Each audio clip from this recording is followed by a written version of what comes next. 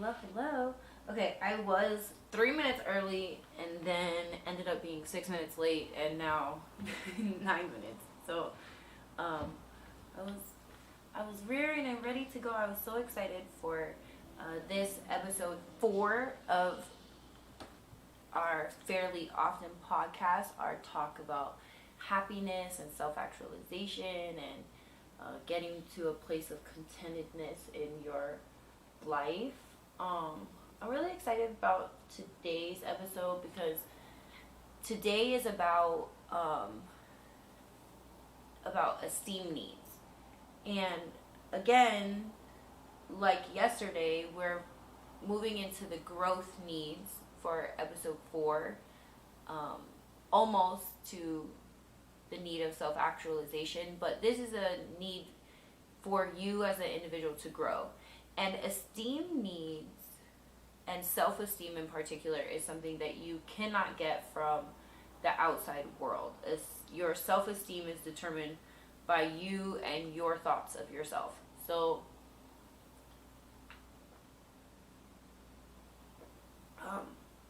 thank you everyone for coming and spending time today taking care of yourself and spending time today giving yourself some credit that you are worthy of respect and worthy of having good self-esteem. That was one of the things that I found in a lot of my reading about esteem for today, is that self-respect and the way in which you view the things that you deserve for your life, or your worthiness of having a good life, or your ability to work toward that because it's a general belief of yours, is really paramount to working on your self-esteem. So although the general idea of respect comes from your peers and outside, the idea of self-respect and of you actually achieving the things that you believe that you're not supposed to tolerate, suffering in your life, that you believe that you don't have to settle for less than your due, if you believe that you're not obligated to be lesser than or put out less of who you are in the world. Those are all things that are paramount to working on your self-esteem. So although happiness is attached to becoming self-actualized and meeting every level of basic needs in your life and growth needs in your life, and getting to a place of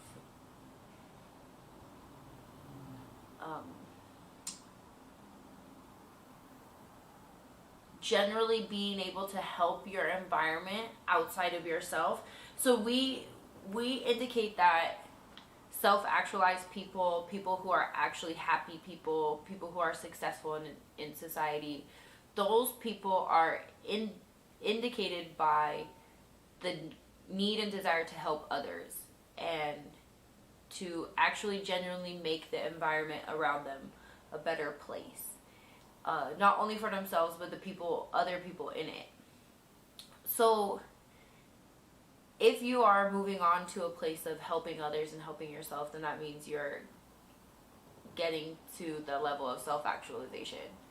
But if you're not helping others, if you're still stuck in a place of helping yourself, investing in that and really honing down on which part of these needs is missing in your life is important. And I estimate that self-esteem is probably the thing that most people struggle with if their base needs are fulfilled. Because you can belong to a community but not feel respected by them.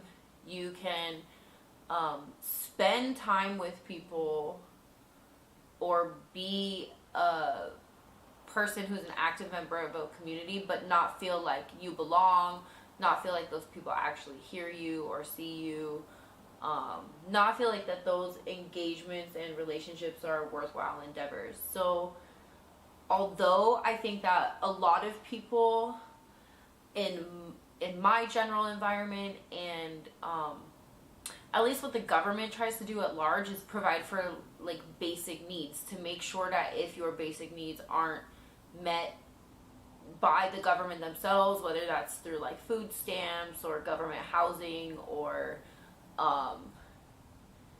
anything that meets that like basic core need of functioning.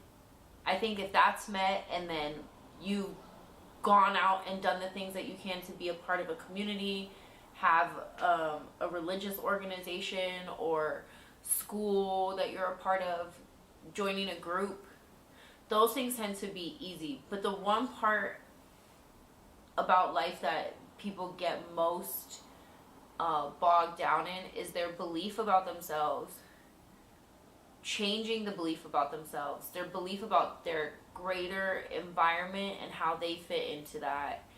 And the cool thing about self-esteem, and the cool thing about this level of Maslow's hierarchy, is that you can change it with due diligence and hard work. You can get higher self-esteem.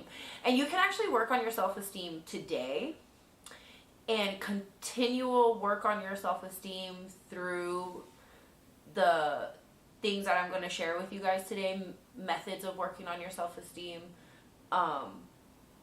It's not going to be overnight that you're going to have immediate, long-term, lasting success. You're going to have to continuously, every day, work on these things and grow on these things until your self-esteem gets to a level that is good for you, that you're able to maintain, that leads to a fruitful life. Like, self-esteem, what some people that I watch, like some YouTube videos I watch, said that self-esteem is your self-assessment. So if you think about that, like, or your self-estimate, like how you estimate your life is, how you estimate you are in society, how you look at your worthiness and your ability to contribute. So all of these things are super important to not only like the core functioning of existence, like waking up every day and being a part of society, but waking up every day and having like a rosy disposition about it. Waking up every day and going through life and being grateful for where you are, grateful for the opportunities that you have in front of you, and your ability to grow, and your thought about yourself in regards to your ideas about you growing. Like, that's really important. If you think that you're bad at things, or you continuously reinforce this idea in your own mind that you don't have the ability to grow, then those ideas are going to become true for you. So one of the girls I was watching earlier, she said very poignantly that old saying that sticks and stones may break my bones, but words will never hurt me, is not true. That a lot of people's self-esteem issues come from childhood, that a lot of self-esteem issues come from not having affirmations, and specifically affirmations from your family and your parents and the people who loved and created you. That sticks and stones will break my bones, but words will never hurt me. That the sticks and stones will cause immediate damage that can be fixed and you can see, but the words are causing damage that lasts lifetimes if it's unattended to. And like we talked to you guys about the other day, that issues that happen in childhood when you're a child, and everything inside of you, all of your core functionings is based on survival. Like, when you're a child, you have to depend on your parents to live. You can't get food on your own generally. You can't provide your own housing. That things that you don't get in childhood, you'll never be able to get wholeheartedly as an adult. So those words of affirmation are really important for parents to give their children.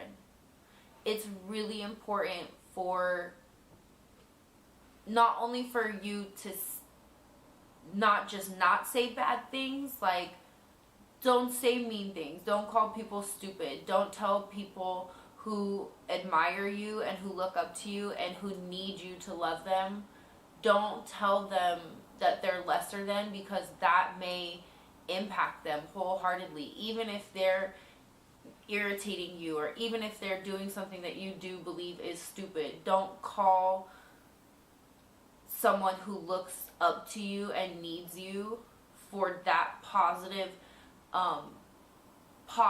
reinforcement of their character, of who they're going to become. Not only like refrain from doing negative, but make sure that you're telling people that you see them, telling people that they feel validated. And in particular, if you have children in your life, like, that's way more important to them if you're a parent than anyone else. Their friends can tell them that they're special and that they're loved, their school or their environment, but that immediate reinforcement of their character and giving them skills to move into life, into other environments.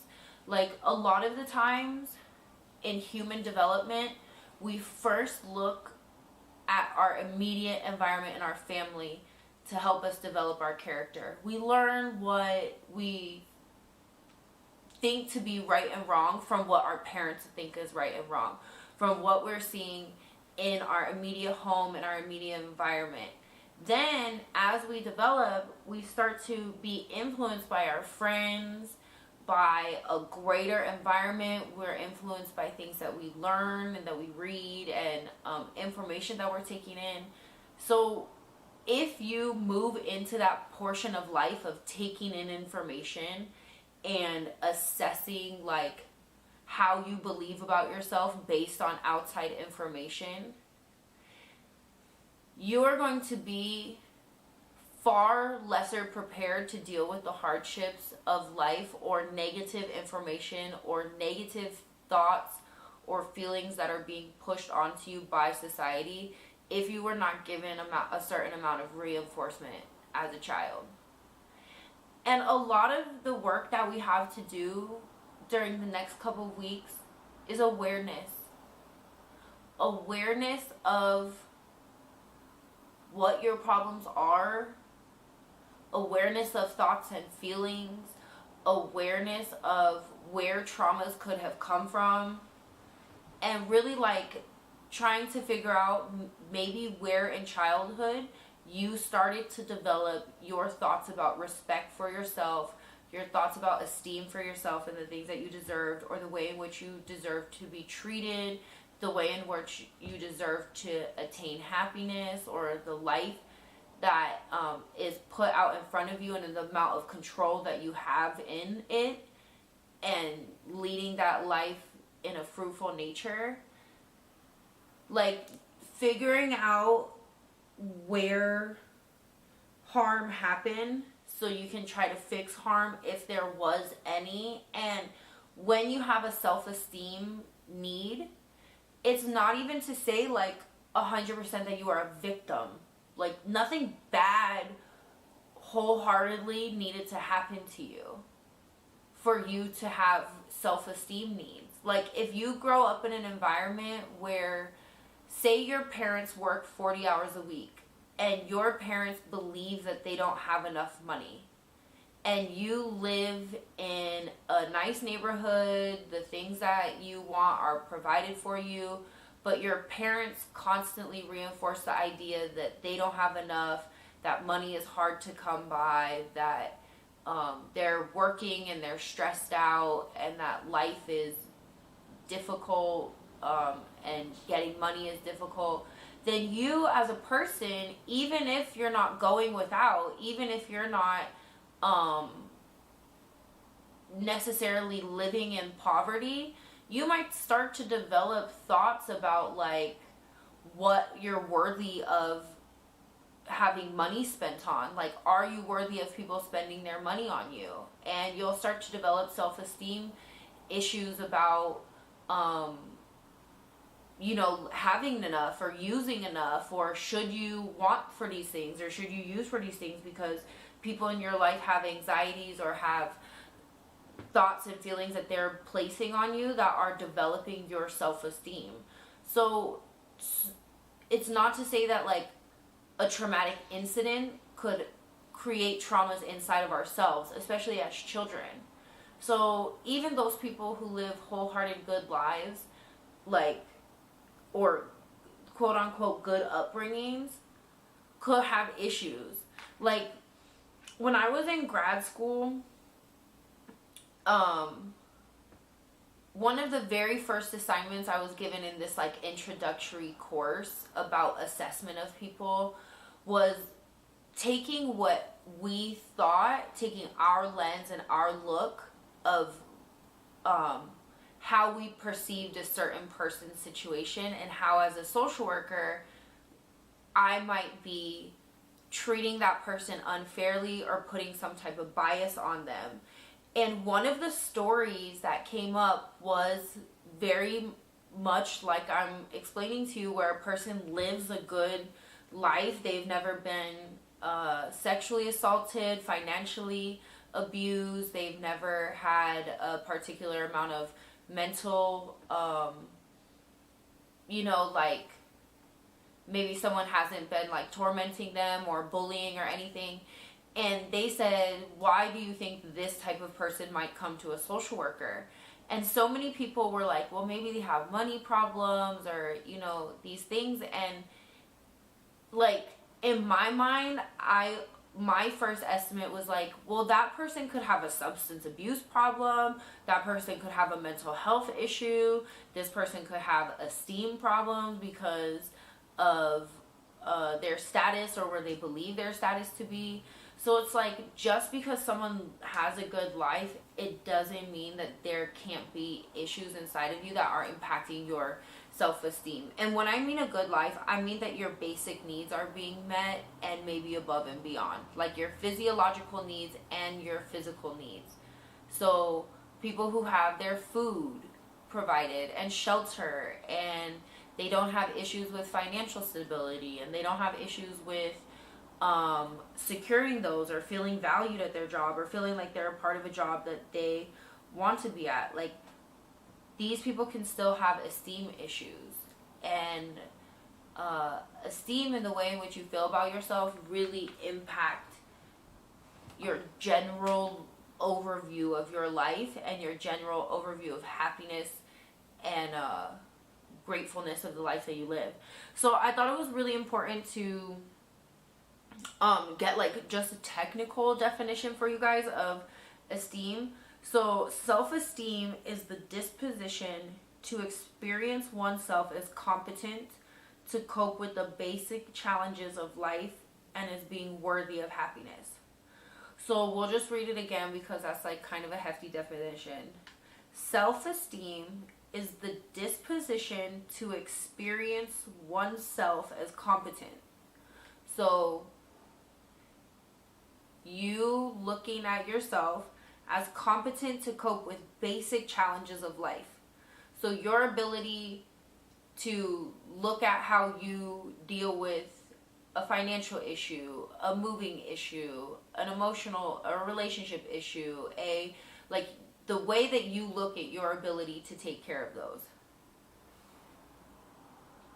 And as being worthy of happiness. So it's twofold, right? It's like, how worthy do you think you are of being happy? How worthy every day do you wake up and say, like, I deserve a good life, I'm a good person, and I deserve to not suffer, I deserve to be fulfilled? So what is your view of that? And then also, what is your view of your ability to deal with hardships or deal with issues that come? Do you believe that you're resilient? Do you believe that life can't knock you down? And like we were talking about the other day, is that my general belief is that people in their 30s get more resilient, get a better view of how they could deal with problems because they've had more problems. So they have a larger toolkit of their ability to take care of things. So like sometimes with more experience, life just gets easier to deal with. But a lot of that is your view of your ability to deal with them, you know? So, the two parts of this in this definition are self-efficacy and self-respect. So in the definition of self-esteem, you have self-efficacy, which is the ability to think for yourself and to direct your own life.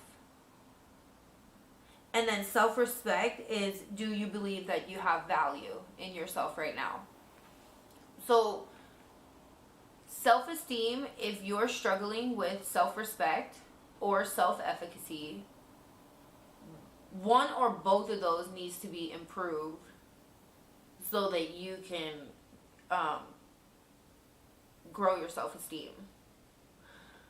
So one thing that is true about self-esteem is that it is created through your own thoughts. That is not from the outside world, that your environment cannot necessarily change the way that you think. 1,000,000 people can tell you that they love you and that they like the way that your body looks or something, and you could still have a eating disorder, or you can have body dysmorphia, or, you know, self-esteem comes from working on yourself and your view of yourself, and it comes from your own thoughts. So although self-esteem as a child in your survival is based on your view and affirmations from your parents, when you get to adulthood, self-esteem can only be worked on with your view of yourself. So thoughts are things that we can change. And if you struggle with self-esteem, then you can change your thoughts about yourself. You can reinforce more of the positive thoughts than the negative ones. So there is value in turning up the volume on the good thoughts that you have about yourself and pressing delete on the ones that are negative.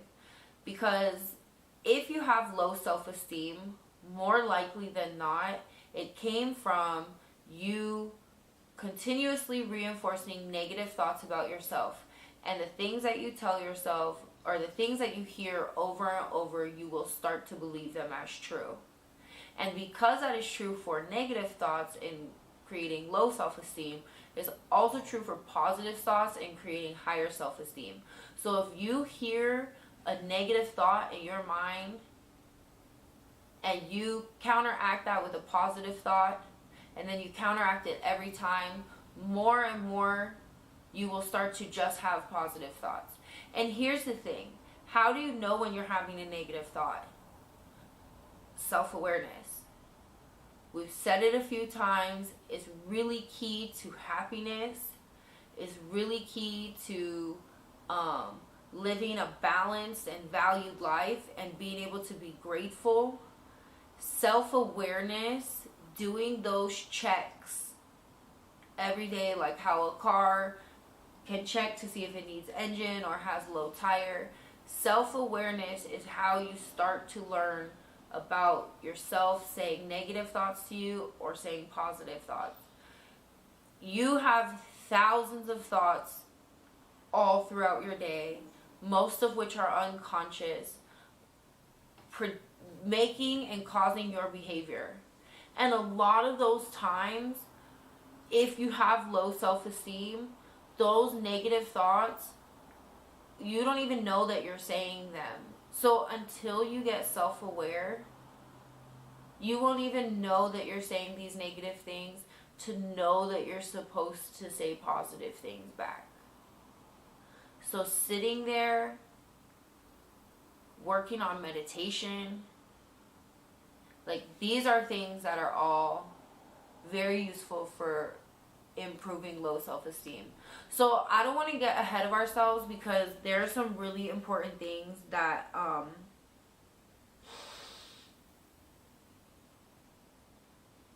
why did I write that down?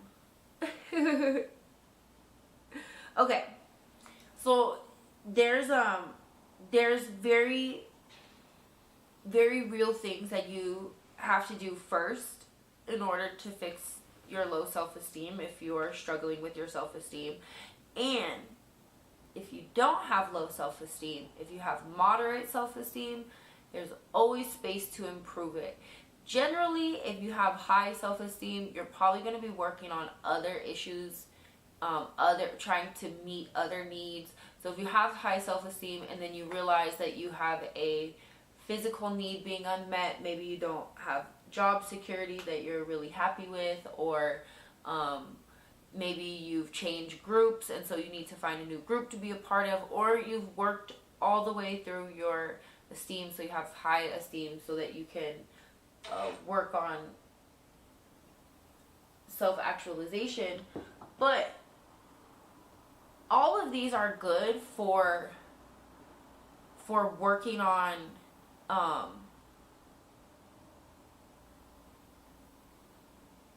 anything that necessarily causes you to have awareness in your life. So the first part is if you need to work on your self-esteem in any capacity, you need to get out of a downward spiral. So you need to have some amount of self-awareness to know if you're in a downward spiral.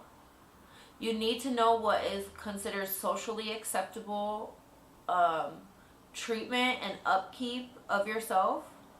So a lot of these, a downward spiral is indicative of eating badly and poorly, not taking in enough nutrients, or doing things that is culturally considered beneficial for you to eat. Not maintaining general hygiene, so brushing your teeth, showering, changing your clothes every day, taking pride in the way that you look or are presenting yourself, like those can impact your self-esteem. A downward spiral can indicate not exercising or not practicing self-care or motivation, like meditation, doing general activities. All of these things are indicative of a downward spiral. So if you've ever been to like a doctor appointment, they'll say like, have you had a loss of activity in the last 2 weeks? Have you had a change of your weight? So these are things that are indicative of a downward spiral. And the first thing that you have to do to work on self-esteem is to fix whatever downward spiral you're in. Because even if you have moderate self-esteem, if you start to fall into a downward spiral, you're going to start to have esteem issues because you're going to think poorly about yourself based on how your upkeep is and how you generally respect yourself. So like, if you don't take a shower or you eat badly and your body starts to have issues of weight gain, lethargicness because you're tired, because you're not getting the right calories or the right nutrients, your clothes start to not fit, that not taking care of yourself is going to harm your self-esteem, which is then going to cause you to not take care of yourself again, which is going to cause you to have lower self-esteem. So it's just all this very vicious cycle and a spiral, literally, of you thinking that you don't deserve to be cared for, not caring for yourself, then not liking the way that this not cared for thing is, and then not caring for it more. So hygiene is really important. It was weird. I heard a study that said oral health is almost super correlated with happiness, and people who have good oral hygiene tend to rate higher on the happiness scale. And I think that oral health, skin health, sleeping correctly, actually doing things that you know are good for upkeep of yourself, that the general society has given you these indicators of, then you literally have all these things that are ways in which you can improve those immediately to improve your esteem immediately. Because if you see a need and then you fix that need, then inside of you, you giving yourself a pat on the back, you're feeling better about yourself because your need is being met, because you've actually taken that cortisol and that chemicals that released in your brain for fight or flight and had a reaction. You weren't caught in freeze, which is what causes PTSD. So we don't really talk about that a lot in society, but we have fight or flight, which is what is natural to people's mechanism. If you see a danger, if you see a need, if you see something that makes you uncomfortable, you have fight or flight mechanisms so that you will go out and do something to cause a change. The other piece of that is that you may freeze and not do anything to change when there is a need or when there is a danger. And if the danger is too paramount, you'll die, right? Or be seriously harmed. If it's a thing that's uncomfortable or a need or something and you don't do anything and you freeze, that will, one, impact your mental health because you did not do anything to change your situation when you were uncomfortable. That will impact your mental health. You allowed yourself to be victimized, in a sense. So if you see that you're gaining a bunch of weight and it's hard on your knees and hard on your back and your sleep is interrupted and you're breathing bad, and then you freeze and you don't do anything, or just worse, just continue to gain weight, then your esteem is going to be all out of whack because you're like, I know that this is bad for me, but I'm doing it anyways because I'm frozen, right? So having a behavior to alter a need is going to ultimately positively affect your esteem about yourself. Like, hey, I don't have any care or regard for hygiene. And if I improve my hygiene, then now I feel better about it. And then that cycle will continue. So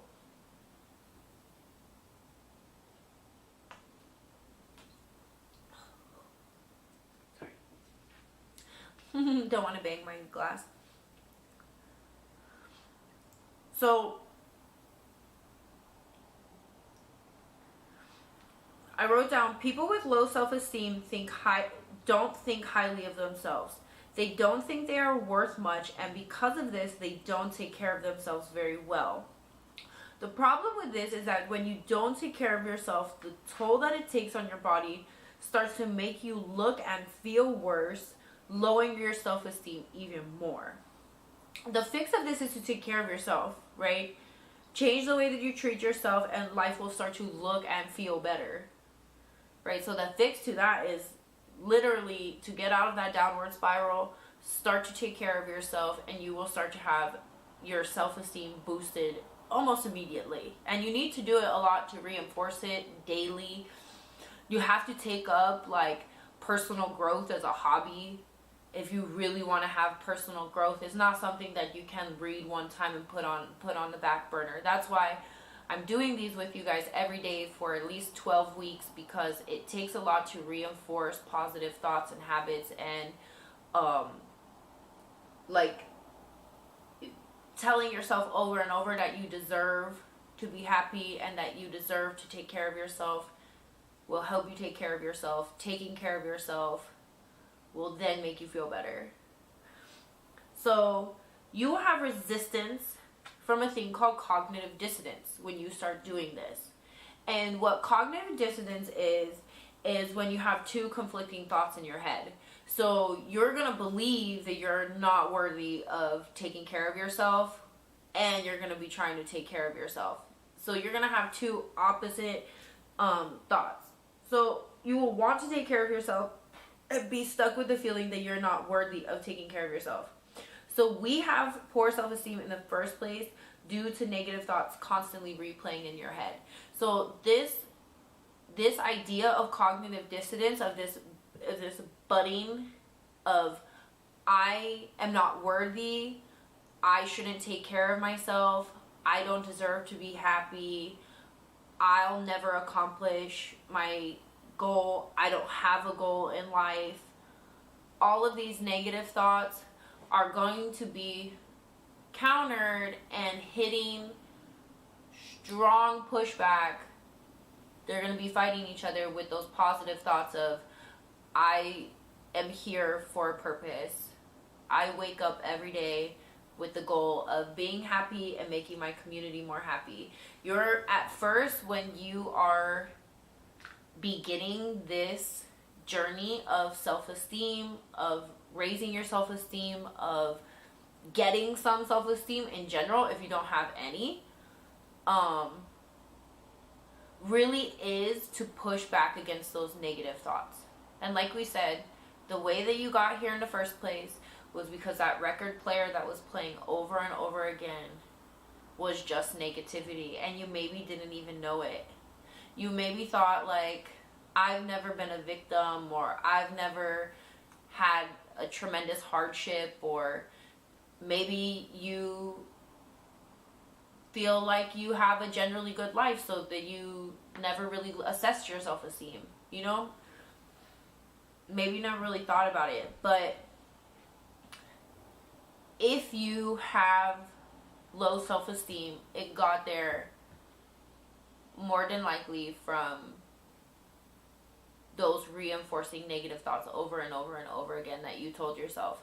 So you just got to over and over and over again tell yourself the good things and fight it as much as you can, and have that awareness of knowing, like, this is for sure happening. So just like a story for me, I at one point in time in my life got to be 250 pounds. I'm 5'11", like 6 feet tall. I'm 5'11" and 3/4. So that's not a super duper crazy weight for me, like it would be for someone who's maybe 5 feet tall instead of 6 feet. But still, for a woman, 250 pounds is well outside of what is considered healthy. And for a lot of time, I heard all of these stories about self-love and self-acceptance, and you should accept the way that you are so that you can raise your self-esteem. And the thing was, no matter how much I tried at 250 pounds, I just could not get to a place of big is beautiful for me. I was in pain a lot. My knees hurt all the time. I didn't have good sleep. My skin was terrible. I used to drink a lot. And the thing was, I knew how I had gotten to 250 pounds. I was eating fried food.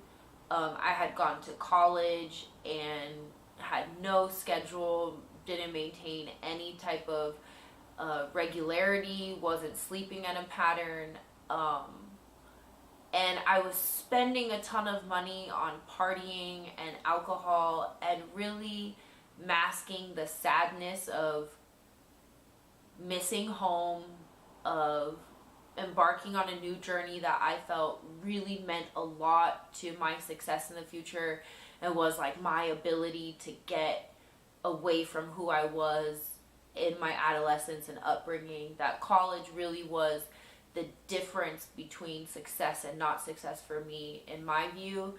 And when I would struggle and I'd have issues around, my classes were hard, or I missed home, or I couldn't find a new community to be a part of. Like, I hung out with my cat a lot in college, and naturally, as a person who's introverted, who's been introverted their whole life, I did not understand how crippling college life would be. Even in high school, you're forced to interact with people. In college, you are entirely alone if you do not go out and make those efforts. So with all of this weighing on me, this big change of having moved across country, I almost quit college 3 months in. We were heading into finals, like 3.5 months in. We were heading into finals. I was massively overweight for what I should have been. I had just left the Marine Corps and went to college, and all of this was impacting my self-esteem like crazy. And the thing was, I had moved from California to Richmond, Virginia, which is the heart of the South. It's actually the capital of the Confederacy, so the heart of the South. And they have a lot of Southern values where big is beautiful and that being thick is okay. And culturally, it was very different from where I had grown up, and it helped, but I still cognitively had that awareness that I had gotten to look this way and that I had done these things because of sadness or because of trying not to deal with growing, because I was trying to have control over other things in my life that then impacted this to the point that it started to mess with my self-esteem. I was such a courageous person and decided to join the Marine Corps right out of high school, decided to move across country. I served in Japan. And so this immediate rush of self-esteem issue of like not liking the way I looked, knowing that I had done a lot of harm and damage to my body, really, really started to take a toll on how I was treating my friends, how I was treating my romantic partners. I generally thought that men thought I was gross and that they were lying. I started to treat them badly, that they were like using me for something because they couldn't actually genuinely like someone who was my size. And it ruined relationships. It ruined opportunities for me. Low self-esteem and poor self-esteem are probably the biggest disease that we don't talk about. Like, people talk about depression a lot and anxiety, but it's hard to say I have low self-esteem. Socially, we've conditioned people to say like I have depression or I'm anxious about something, but to say like I struggle with my self-esteem in the way that I look at myself, or I struggle with the way that I feel valued in this society. So self-esteem is a journey for us all, and I think that when we work most on our self-esteem, that no matter what other things fall away, whether it's our physiological needs being met, if we don't have food but we have high self-esteem so that we know that we can go out and get food, it'll make not having food less hard. If we have high self-esteem and we say I respect myself and I am worthy of being valued, if we're in a job place that isn't conducive to us meeting and fulfilling our goal in life of waking up and actually achieving what we were put on this earth to do, if you have high self-esteem, you will tell yourself that you will find a place that you fit in, that you will achieve the thing that you are on earth to do. And having high self-esteem, having any self-esteem and working on that in general really does help you feel a sense of love and belonging. Like, if you are a part of a community but you don't love yourself, it's going to be very hard for you to love other people. And when I was looking at ways to improve self-esteem, one of the things that I said is to find people that make you feel good about being you. That's almost like number one, like the most immediate thing that you can do to improving your self-esteem is finding people that make you happy being you and make you feel good. Number one. You know, one of the stories that I was listening to was a woman who said that in college, she looked at all her friends and her peers and said, they're so successful and they're smart and they're so achieving of things. And I do this oftentimes as a content creator. Like, this person has so many likes or shares, or their fan base does this or interacts with them in this way. And what her friend told her was, I really think that you'll be happy, or she said, I really think that you need to meet you. That if you saw who you were, you would think all those things about you. You would be jealous of you, of the life that you're living, because you're awesome. And we all need to find people in our life who believe that about us, that we should be jealous of ourselves, that we have things going on, and that although other people's lives are beautiful, that those people that we spend our time with see the beauty in our life. And I think that was really poignant that she said, I think that you would benefit if you met you. And in that sense, we need to have awareness. We need to do an estimate and a calculation of life, and of the things that we know that we need to change, have the self-esteem and the self-awareness to know that we can change it, to love ourselves enough to know that we can fix anything that is wrong if it is wrong, and to be honest with ourselves about the things that are wrong. That if you are genuinely doing things that are harming yourself, in my case, gaining so much weight and eating so many things that were unhealthy for me, acknowledging that that was actually harming my body and loving myself enough to know that I could do something to fix it, to not lead into the societal norm of self-love and self-acceptance through harming yourself. Like, if I would have fallen into that trap of I can weigh this much and that's fine, then I maybe would have, if I didn't have the awareness of how harmed my body was, of how every day that hurt, and all of the things that had been impacted by that, because I didn't have an actual medical condition. I had a mental health condition that was causing that for me. If I didn't have real awareness,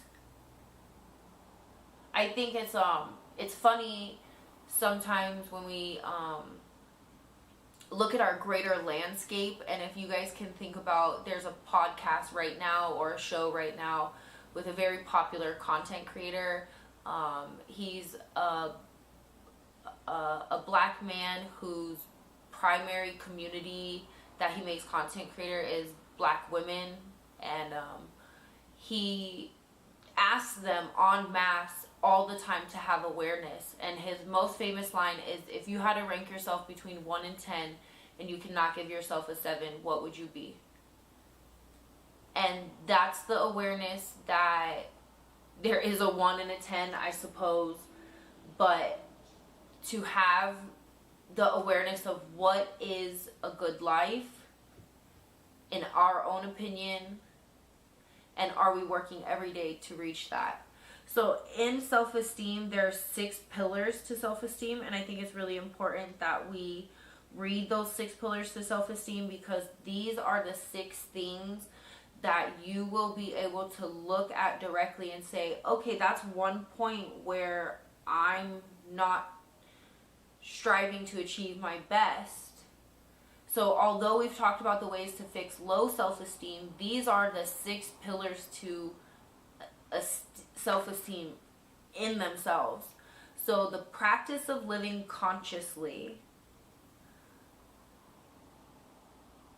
So the practice of living consciously means to improve what you can and learn to accept what you can.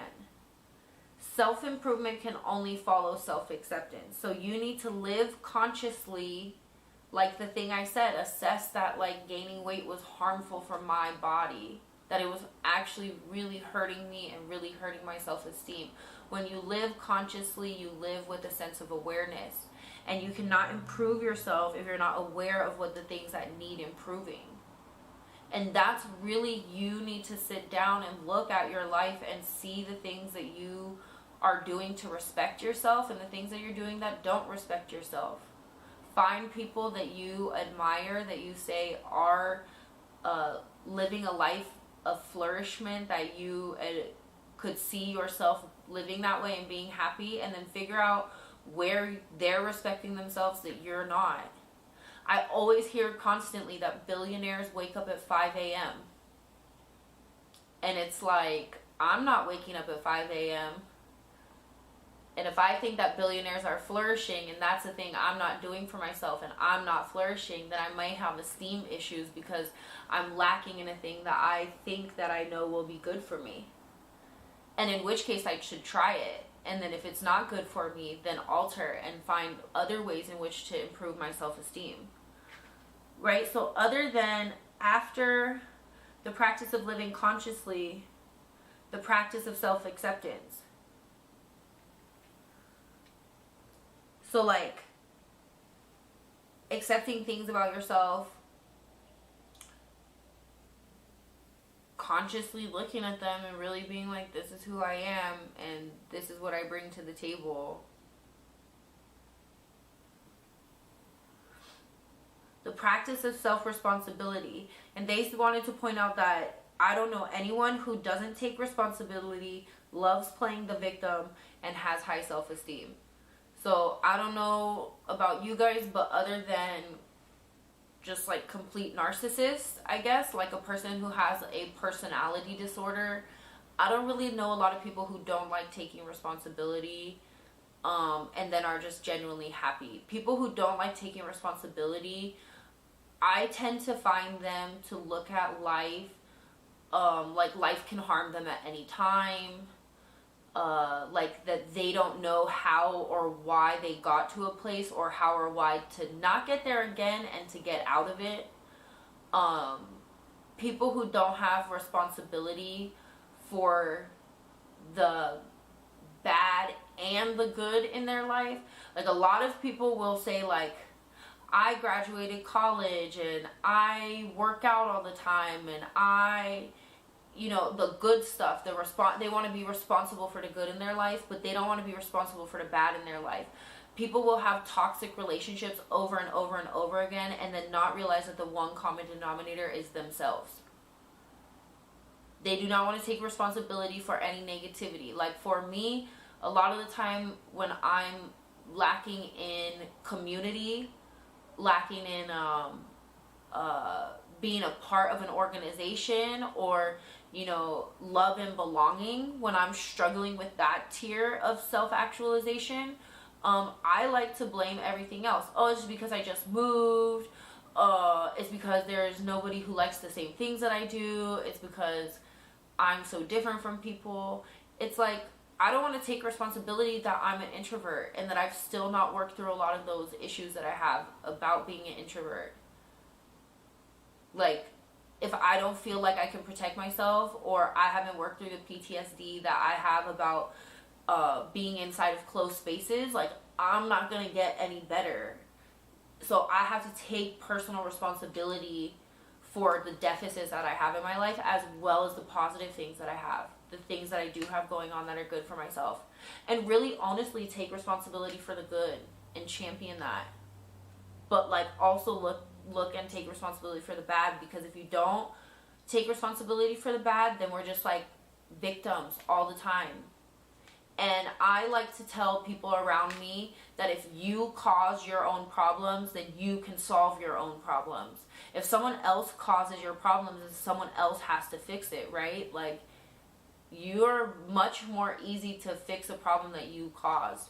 So even just having that mindset of trying to find where most of your problems are yours so that you can fix most of your problems, that idea of, nope, these are not my issues, nope, I didn't cause this, no, that's not a problem, pushing that away will leave them all out there still staring back at you, versus taking them in and saying, this was my problem, and then trying to fix it and alter it in some way. You know, one of these quotes on here said, if there is no enemy within, then enemies without can do no harm.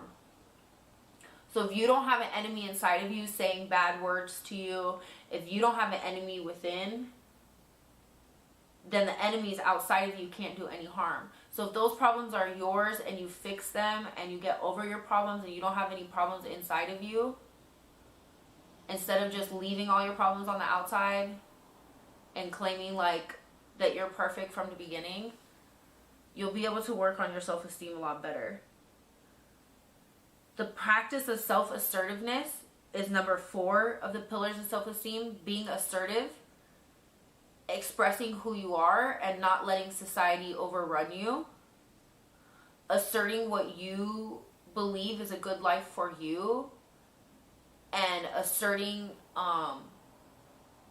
what morality you have. The practice of living purposefully. So one pillar of self-esteem is having purpose in your life, waking up every day and saying, today I'm going to make something of this day that helps me get to self-actualization, helps me get to happiness.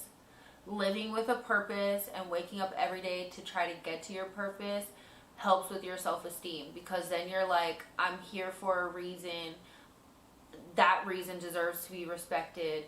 That reason has to carry on through my behavior and my actions. So living with a purpose will increase your self-esteem for sure. And then the practice of personal integrity is pillar number 6. So having personal integrity, deciding what you believe is right and wrong, no matter what society believes is right and wrong. A lot of people, like drinking, they can't go to, like, they'll go out with their friends and they're like, I don't drink.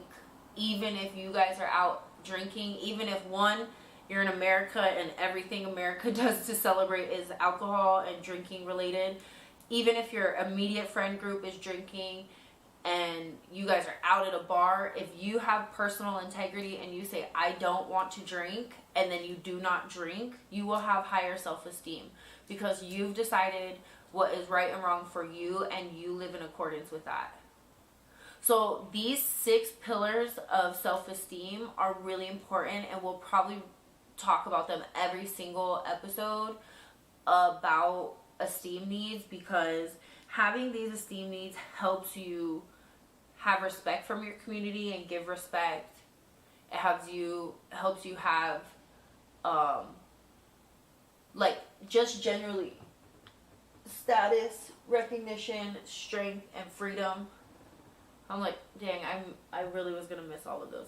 So having esteem gives you freedom to live a fulfilled life, because you don't necessarily need to be connected to a sense of love and belonging that isn't real. So having self-esteem, having high self-esteem, and constantly working on your self-esteem leads you to be happier, help others around you be happier, look at life better,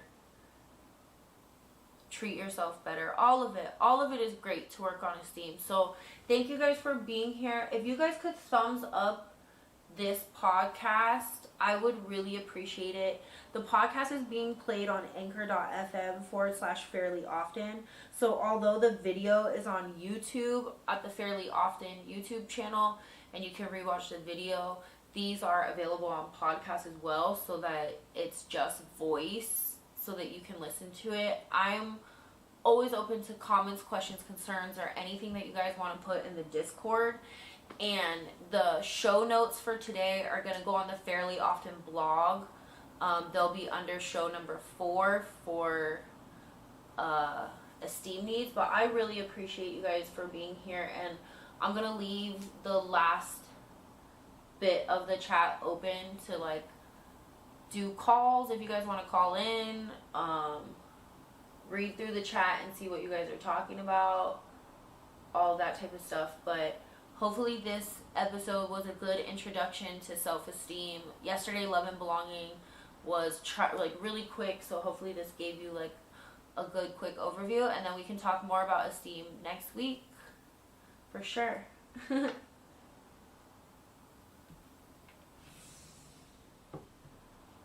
So let's see.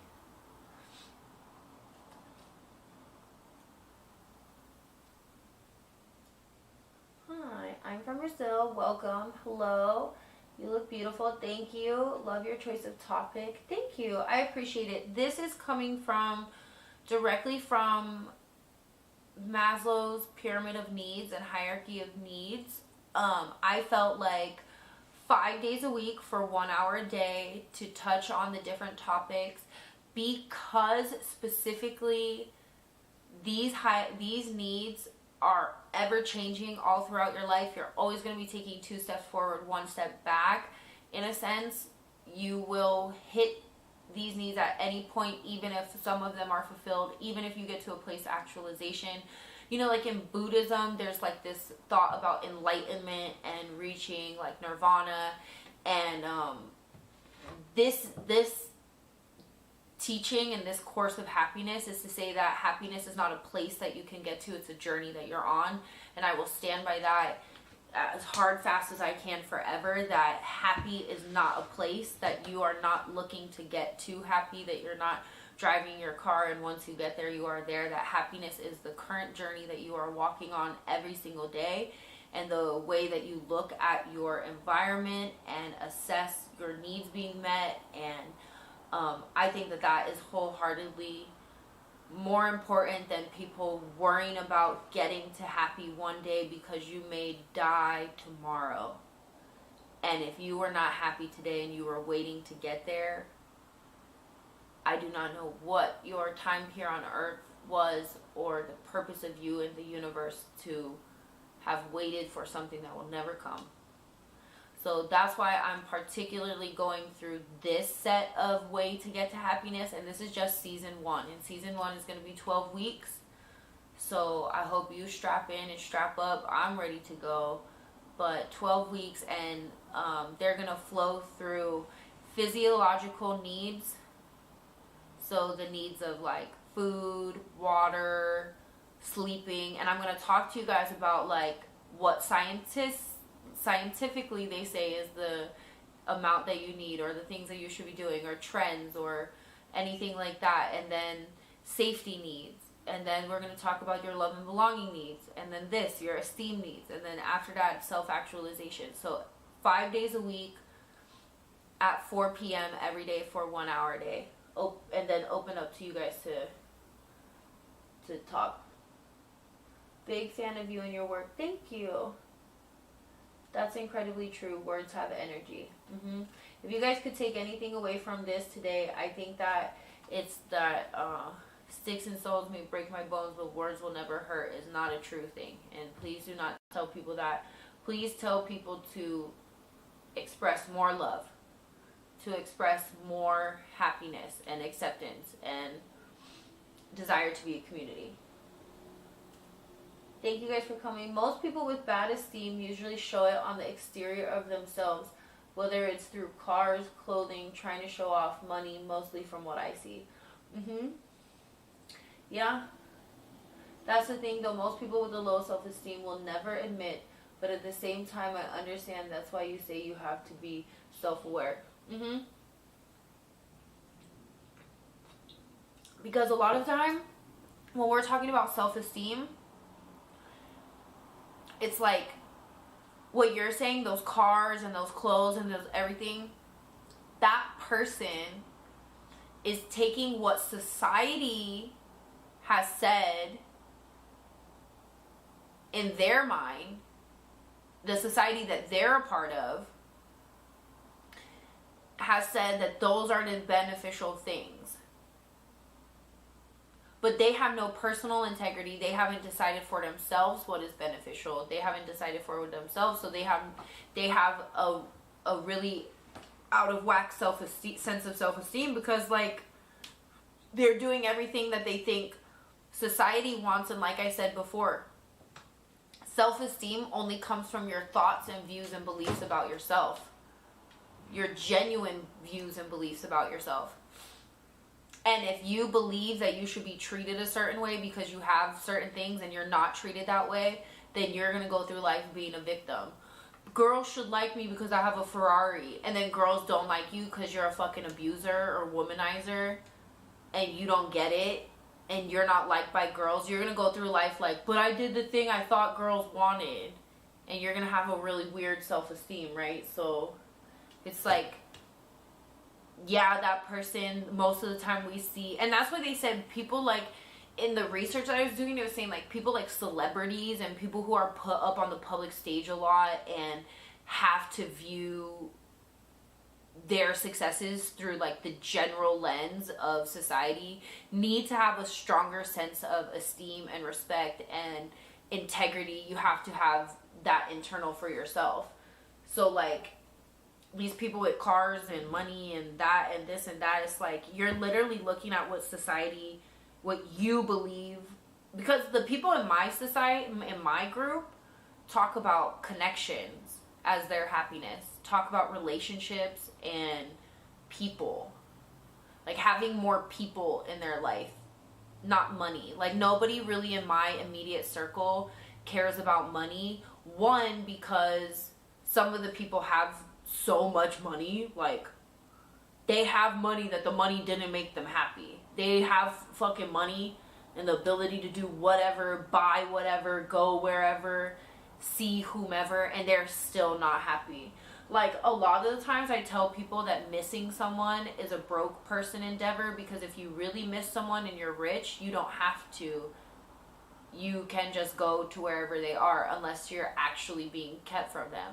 So like a lot of rich people learn like they're not happy, or my friends are like some of my friends are never going to get to the point of having excessive amounts of money. Their life is just not set up for that, like that, and they're never really going to strive to do that because they don't care about money that much. So most of my conversations is not about money, like about happiness. My friends find that people, relationships, and experiences, and having people that love you or will devote themselves to you is really where the happiness comes from. So I'm not sure about this like cars and stuff, but hey, if you guys are still watching, the 4 of you that are in here, could you please throw me a thumbs up? I would appreciate it more than anything in the whole world. This is episode 4, so 4 thumbs up. That's kind of cute. Tomorrow will be episode 5, which is about self-actualization. But I really, really hope that this Esteem episode helped. I don't know if you guys have much questions, or I don't know. That's the thing though. When I wake up in the morning, I tell myself today will be a good day and thanking God for another day. Taking time to yourself. So when you said that, like waking up and saying thanking God every day, just an aside, I was thinking the other day how weird it was for me to be told culturally growing up that people in the Middle East pray 5 times a day, but that realistically most of my Christian friends also pray 5 times a day, like once in the morning when they wake up, once at night before they go to bed, and then 3 times before each meal, like once before each meal of the day. So it's like, it was just weird to me, like I don't know, just anyways. And aside from that, in the research that I was doing for this self-esteem episode, yeah, like saying that you're grateful, saying the things that you like about yourself, saying the things that you're good, and actively writing a list. Like one of the exercises that she did, which I would really like to do with y'all if you would want to do it, is to say something right now that you're proud about yourself. Like what is one thing that you are proud about yourself? And me, I'll just start with mine. I'm proud about myself that I'm able to determine when my addiction is too strong for me, and that I need to choose self-love over addiction in that moment, and that I've consistently been able to love myself for the last 10 years through addiction, that I feel as if I have a certain amount of control in my life to where a substance does not control me. And that makes me really proud of myself, because I've never wanted to be the type of person. It was funny, I've started a Grateful like a gratefulness journal and writing a gratitude journal, so writing what I'm grateful for every day. And one of the things that I put about that I'm grateful for is my intellect. And I think every time I pray or every time I speak to the universe, I thank the universe for my ability to think and my ability to process things. And when it comes to addiction, it makes me really proud that my intellect has kept me to a place where substances don't control me. Because even in those moments where I'm struggling so hard, where I'm like crying and like want a drink so bad, and I'm like, I hate this, and I know if I drink it would feel better, I still tell myself that I have to love myself more than I love an addiction. That if I have gotten to a point where I need to stop drinking, which is a journey that I'm on right now. I'm in month 1. I finished month 1 of 4 months. So I'm going 4 months without drinking, a third of the year. I already spent all of January not drinking, so this will make almost half of 2021 not drinking. But for me, that's one thing that makes me really proud, is that I will choose, if I get to the point where I decide that my addiction is too strong, I will choose me over an addiction almost every time. And I say almost because I've never gotten to a point where I haven't yet. And I'm really proud about myself for that, because I know a lot of people, when they have addiction problems, they say that they cannot drink alcohol at all. They cannot put it in their life, that substance has so much control over them that it's like fire. They can't ever touch it. And for me, for something that's so big a part of society like alcohol, I don't want to go through life telling people that I'm lesser than, or that I have a deficit that I can't control. I just don't want to. So I think for me, like, that's something I'm proud of. So what's one thing that you can say you're proud of? I say one thing that I'm proud of myself is my personal growth with how I view myself, and being able to realize that while I can be aware of how others perceive me, how I see me affects me. And that I'm now able to speak positively about myself and reflect more positively within. That's really, really good. And honestly, that is the thing that is most poignant, and I hope that you keep coming back for these episodes in particular, so you can tell other people this reinforcement that it is your view of yourself and not how others view you. Like we said, one of the pillars of self-esteem is integrity. It says practice of personal integrity. Like, and that's how we get to places, like a lot in the Twitch episodes that we do every day. You know, we do Wake and Bake with you guys on Twitch every morning. And they bring up almost consistently, when we're talking about trends of the day, like if a political one comes up, they talk about morality. What's right and wrong, and morality. And morality, a lot of the times, we're talking about the law's ability, meaning a person who wrote the law's ability to control and assume what everyone's personal integrity is, and that this falls in line with that. And it takes people who have a different sense of personal integrity to really have laws be changed. That's how laws get changed, is if someone says, no, gay rights matter. No, interracial marriages is not sinful. No, we shouldn't have, like police brutality. Like, it takes integrity and personal integrity and your view of yourself and your view of your environment to really find happiness and to protect other people. Like, sometimes it takes your personal integrity to protect other people because they're unconsciously accepting harm and suffering. Maybe some people don't know how detrimental things are, and you having personal integrity, you having this, I'd say one thing I'm proud of is my view of my personal growth with my view of myself, and being able to realize that, well, I can be aware of how others perceive me, how I see me affects me. Like, just because they think you're right and wrong, or right or wrong, like, your view of your right and wrong is most important.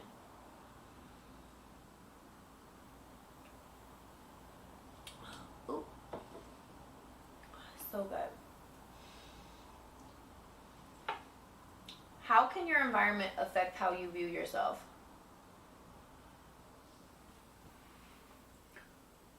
Thanks for hanging out with us today. Money can't buy happiness. I'm proud about myself that I don't give when things get hard and to keep going. Yay! I really like that one. Yesterday we talked about how growth is important and how growth is hard, and that how the human body is naturally set up to defeat you, that the natural thing is for you to not want to grow, to like find safety, security, like those things, but that's not going to lead to happiness or self-actualization, because you have to choose growth over and over again. You have to choose to be uncomfortable over and over again to have evolution. That the species that dies off is the one that chooses not to grow. So I'm glad that you said that you choose not to give in, because really it's so important, honestly. And when you ask we'll just wrap up with this one, with how can your environment affect how you view yourself. Like I said before, when you're a child, your needs are based on survivability, and your survival need of affirmation and love and acceptance from your parents and from your immediate environment is so paramount to you becoming a fulfilled person and you developing your character and being affirmed into your personness. So it's just really important that anytime you're in an environment that it's striving to be around people who are good for you and make the time that you're having good, because that need for affirmation and that need for attention, that need for respect and for attendance, to be seen and to be heard and to gain status, like, that comes from childhood. And if you go without it in childhood, you will always try to seek it out in adulthood. Like, from people, you would try to use people to get that fulfilled. If you do get it in childhood, it will be embedded into your core survival, and thus you will need it throughout your life. You will need affirmation, you will need love, you will need acceptance, you will need respect throughout your life. If you get it as a child, you will need those things as an adult, which is why you should work to find people in your environment who believe that you should be jealous of you, and you should go out and find people that you can be the champion of. You can be the person telling them that they should be jealous. You can be that person telling people how proud you are of them so that they can be proud of themselves. That's why your environment matters, because you need to love other people so that they can love themselves, and you need other people to love you so you can love yourself. I talk about it sometimes, the looking mirror theory, where it's like you see yourself the way other people see you. So if people believe that you're lazy and that you're no good, that you don't contribute, you may start to believe that you're lazy and no good and don't contribute. So it's just better. Like, if we say sticks and stones can break your bones and words can never hurt me, and that's not true, and words can definitely hurt, then the people you're around matter. Even small things like someone not supporting your idea, or someone not believing that you can achieve the goal that you want to achieve, or if you bring up a dream and someone laughs at you, if you try to be vulnerable with people in your environment and they don't support that, that matters. If you tell your girlfriend or boyfriend or husband or wife or intimate partner, you know, something that you need, and they tell you that you're wrong for that need, then that matters. So your environment wholeheartedly impacts, like, that, you know, when they say that there's a silver lining, maybe it's just silver. Maybe it's not the lining.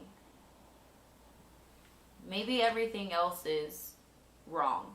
Maybe you're wrong and it's not the environment, right? That silver lining, like, there's always a silver lining, is like,